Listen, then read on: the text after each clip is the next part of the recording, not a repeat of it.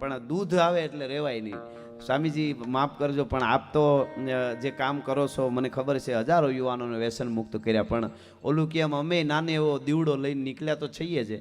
મેં મારા ઘણા પ્રોગ્રામમાં કીધું કે મારે ગમે એ પોલીસને મારી ગાડી ચેક કરવાની છૂટ, દૂધની બોટલું સ્વામીજી નીકળે ગમે ત્યાં રોડમાંથી ગાય ભેહું દેવાતી અને માલધારી જોઈએ એટલે ઊભી જવાનું, ના જાય એટલે દૂધની બોટલ ભરી આવે. પોલીસને જાહેરમાં કહું છું, રાજભા ગઢવીનું મોઢું જેથી ગંધાતું હોય તેથી ટાંટિયા ભાંગી નાખજો, પછી આ રેકોર્ડિંગ સંભળાઈજો કે એણે જ કીધું હતું. એટલું છે.